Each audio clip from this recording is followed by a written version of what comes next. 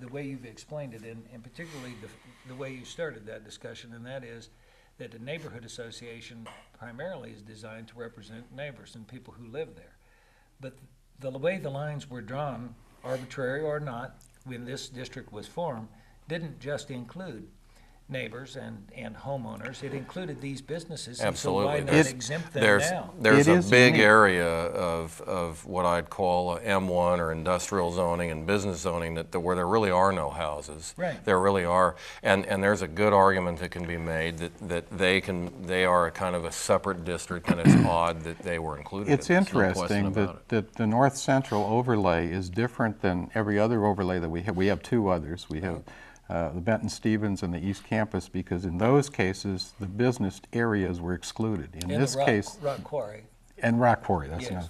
not. In those cases, the business district was excluded from these rules.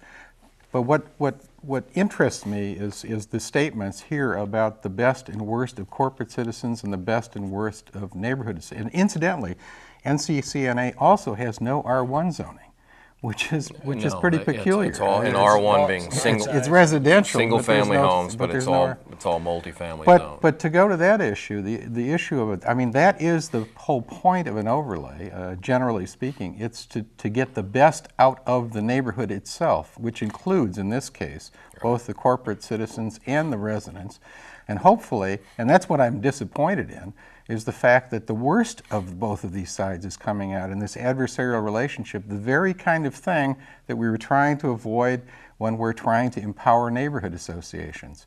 And just to take a little bit of a difference from how you were explaining this in the first place, at least, we're not going to settle this here, and it actually is going to come up before this, I doubt it.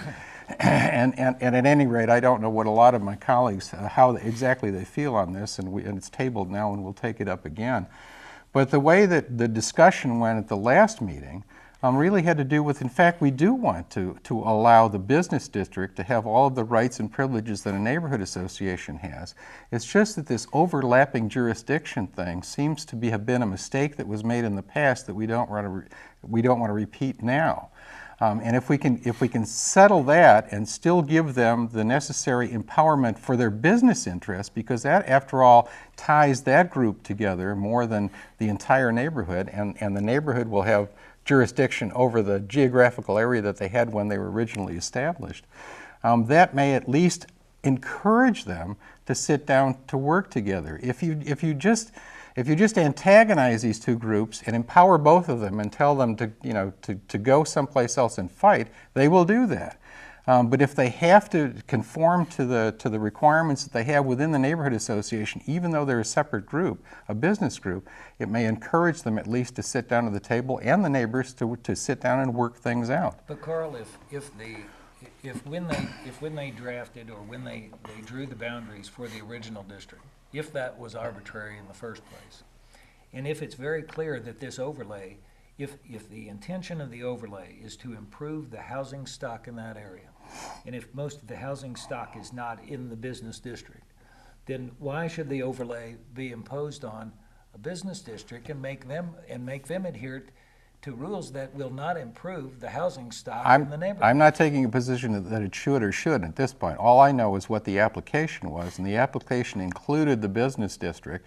And I don't think it's fair to say that this is just to improve the residential stock in the neighborhood. But that seems to be the argument. It's to improve the entire neighborhood, as I understand it. All right. Let me give you, for instance, and this is where I see this fall down a little bit in terms of its application. If you say, for instance, in an overlay that any improvements that would be employed by anyone who makes any kind of modification to their property, that it should conform to the existing historical or theme of the neighborhood.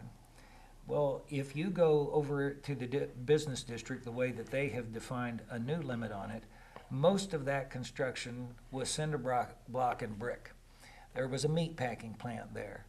I think that you should not expect them to have to put a stone foundation and boards on the side of their house and a pitched roof. That doesn't make any sense. No.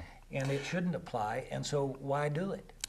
Yeah, there's definitely a one-size-fits-all piece of this overlay that wouldn't apply. I mean, there are Butler buildings over there and metal buildings, and things that really should be excluded. The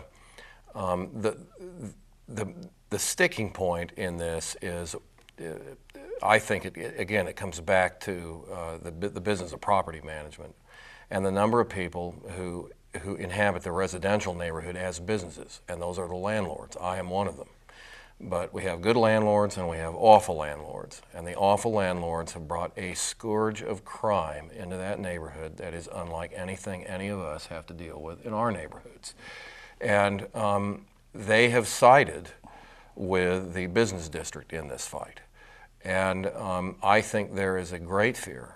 It may not be among all the leaders, but I think among neighbors, that any concessions given to the business owners in the business district will allow slumlords to continue to function unfettered and unreined in a situation where, you have people that are renting to felons who are, 16 different arrests on the property in 4 or 5 months.